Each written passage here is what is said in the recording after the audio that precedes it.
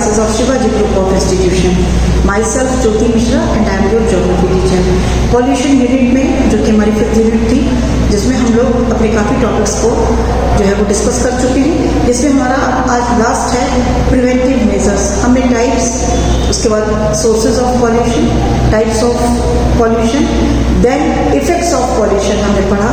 जब इतना सारा पॉल्यूशन है और सब तरफ स्प्रेड हुआ है तो हमें क्या चाहिए कि हम किस तरह से कुछ ऐसे मेजर स्टेप्स लें ताकि हम उसको प्रिवेंट कर सकें, उससे हम बच सकें और हम ये रोक सकें कि वो ज़्यादा पॉल्यूशन और ज़्यादा स्प्रेड ना हो। Pollution is the contamination of air, soil or water by the discharge of harmful substances. Pollution prevention is the reduction or elimination of pollution at the source. Pollution prevention occurs कब occur कर सकते हैं? When the raw materials, water, energy and other resources are utilized more efficiently. हम इन सारे substance को, सारे resources को अगर हम यूटिलाइजेशन करें एक जो है वो एफिशिएंट मेथड से, तो हम बहुत कुछ पॉल्यूशन को रोकने से बचा सकते हैं। When less harmful substance are substituted for the hazardous ones and when toxic substances are eliminated from the production process. By reducing the use and production of hazardous substances and by the operating more efficiently, we protect human health, strengthen our economic well-being and preserve the environment. अब कौन कौन से preventive measures हैं? There are the several measures that can be adopted by people to reduce pollution, to save our environment. Like the first is car cleaning, second promotion of public transport, the third one is no smoking zone, the fourth one is restriction use of fossil fuels, the fifth one is saving energy, and the last one is encouraging organic farming. अगर ये हम detail में समझेंगे, the first is the carpooling. देखो carpooling क्या होती है? carpooling मतलब कार शेयरिंग भी बोल सकते हैं हम इसको, राइड शेयरिंग भी बोल सकते हैं। अगर हम एक ये मोर एनवायरमेंट फ्रेंडली होता है carpooling, by having more people using one vehicle, carpooling reduces each person's cost. अब अगर हम अकेले कार लेके निकलते हैं और उसी तरफ जा रहे हैं जहाँ पे और भी कई लोग जा रहे हैं, तो अगर वो अपनी अपनी कार लेके जाते हैं तो उतना ज़्यादा पॉल्यूशन फैलता है, उतना ज़्यादा फॉसिल फ्यूल यूज़ होता है, उतना ज़्यादा जो है वो हमारे एयर पॉल्यूशन होता है। तो उसको हम बचा सकते हैं अगर हम इस तरह से एक कार को शेयर कर लें, ताकि एक कार में अगर एक ही डायरेक्शन में लोग जा रहे हैं तो वो कई लोग एक साथ जा सकें, तो ये कारपूलिंग कहलाता है। The next is the promotion of public transport. जो हमारे पब्लिक ट्रांसपोर्ट होते हैं उनका प्रमोट होना चाहिए उनको, अगर वो उतने अच्छे नहीं हैं तो एक हाई क्वालिटी के साथ में उनको प्रमोट करना चाहिए, जैसे ट्रेन है, ट्रैम्स हैं, बसेस हैं।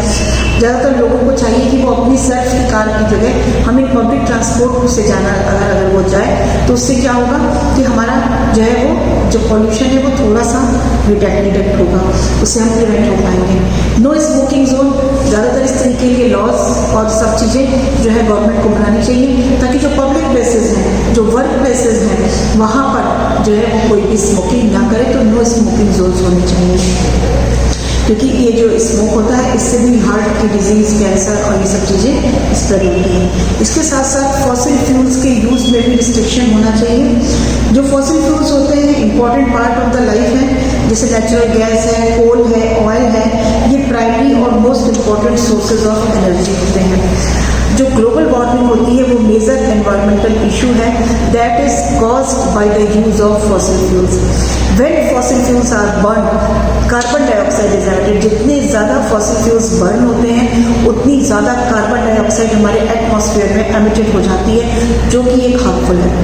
It captures heat in the atmosphere, हमारा एटमॉस्फेयर हीट कर देती है, जिससे क्या प्रॉब्लम्स आती हैं? emitted the warmer the earth climate or getting a very dangerous for our society, जैसे कि हमारी ग्लोबल वार्मिंग है। ये सब इन्हीं हॉट गैसेस की वजह से हमारा जो है ग्लोबल वार्मिंग बहुत ज़्यादा स्प्रेड होता जाता है। इसके साथ साथ और भी बहुत सारी प्रॉब्लम्स क्रिएट होती हैं फॉसिल फ्यूल से, जिसमें एयर पॉल्यूशन है, carbon monoxide, sulfur oxide or hydrocarbons and particulates put into the air from burning fossil fuels causes air pollution. इसके साथ साथ एयर पोल्यूशन से जैसे हेडेक होता है, स्ट्रेस होता है, हार्ट की प्रॉब्लम्स होती हैं, इन सब चीज़ों से हम बच सकते हैं। Government has put restrictions on the amount of fossil fuels. Government ने भी रिस्ट्रिक्शन कर रखा है that can be use as well as restrictions on how much carbon dioxide and other pollute can be emitted. Although the government is attempting to save our environment from these harmful effects, they are not trying hard enough. क्यों? क्योंकि सिर्फ government ही नहीं कुछ कर सकती है. We as a society need to keep the environment clean by controlling pollution of air to survive. And now the saving energy CFC products जो भी हैं उनको to be replaced with the substitutes. Sometimes an extreme measure such as banning the use of certain harmful products helps the emergence of new and better products. Most important way individual can reduce pollution is by conserving energy. Energy को conserve करके रखना बहुत important है. बहुत सारी countries have already taken this step and ban the uses of CFC products. Renewable energies को हमें ज़्यादा बढ़ाना चाहिए क्योंकि रिन्यूएबल एनर्जी इजीली रिन्यूड हो जाती है और do not cause the pollution hence depends on fossil fuel. It is time to promote use of renewable energy of resources जैसे कि wind energy, solar energy. अगर हम इन energies को use करते हैं तो उससे क्या होता है, हमारे CFC products को हम जो है वो बैन कर दें और उसकी जगह हम लोग renewable resources, renewable energy को हम लोग यूज़ करें क्योंकि वो बहुत जल्दी से रिन्यू की जा सकती है. Another important energy source is nuclear fuel. And the last, इसके साथ साथ जो हमारा NEERI national environmental engineer research institute है, in this programme air samples are collected and analysed for 8 days. इसमें एयर सैंपल्स को कलेक्ट करके 8 days के लिए एनालाइज किया जाता है. In a month monitoring gaseous parameters and particulate matter, जिससे ये पता चल जाता है कि हमारी जो एयर है उसका क्या पैरामीटर है और पार्टिकुलेट मैटर है जो हमारी एयर की पॉल्यूशन को क्लियर बता देता है. The last one is encouragement of organic farming. ज़्यादा से ज़्यादा ऑर्गेनिक फार्मिंग को एनकरेज करना चाहिए. ऑर्गेनिक फार्मिंग एक टेक्निक है which involves cultivation of plants and rearing of animals in natural ways. The process involves the use of biological materials, avoiding synthetic substance to maintain soil की fertility and ecological balance, जो कि minimise करती है pollution को और wastage को. अगर हम ऑर्गेनिक मैटर्स या ऑर्गेनिक फार्मिंग करते हैं तो उससे हमें बहुत सारे पॉल्यूशन से हम प्रिवेंट हो जाते हैं. Pollution and climate change are other negative externalities caused by use of fossil fuels based chemical. As of 2012, the market for organic farming has reached 63 billion worldwide. अगर हम ऑर्गेनिक फार्मिंग के की features देखें तो ये क्या करती है, प्रोटेक्टिंग सॉइल क्वालिटी, सॉइल की क्वालिटी को प्रोटेक्ट करती है. Indirect provision of crop nutrients using soil micro organism, nitrogen fixation in soils using legumes, weed and pest control based on crop rotation, biological diversity, natural predators and organic manners, care for the larger environment and conservation of natural habitats and wildlife. इतनी सारी चीज़ें एक organic farming में मिलती हैं, इसलिए हमें encourage करना चाहिए कि ऑर्गेनिक फार्मिंग को किया जाए. तो ये हमारा प्रिवेंटिव मेजर हुआ.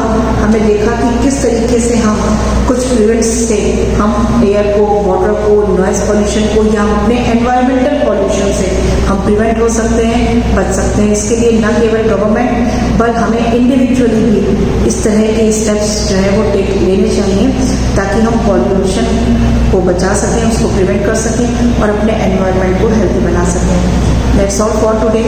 Thank you. और हमारा जो नेक्स्ट यूनिट है वो नेचुरल वेजिटेशन है. अब हम पढ़ेंगे natural region of the world. हम वर्ल्ड के नेचुरल कुछ रीजन जो हैं उनके बारे में पढ़ेंगे. ये हमारी यूनिट 6 है और I think this is the last chapter of geography. इसके बाद हम लोग मैप वर्क करेंगे और मुझे एक असेसमेंट और एक जो है आपके साथ वो भी करना है. मुझे प्रैक्टिकल और प्रोजेक्ट वर्क भी कराना है, उसको भी मैं एक बार डिस्कस करूँगी. That's all for today. Thank you. Have a nice day.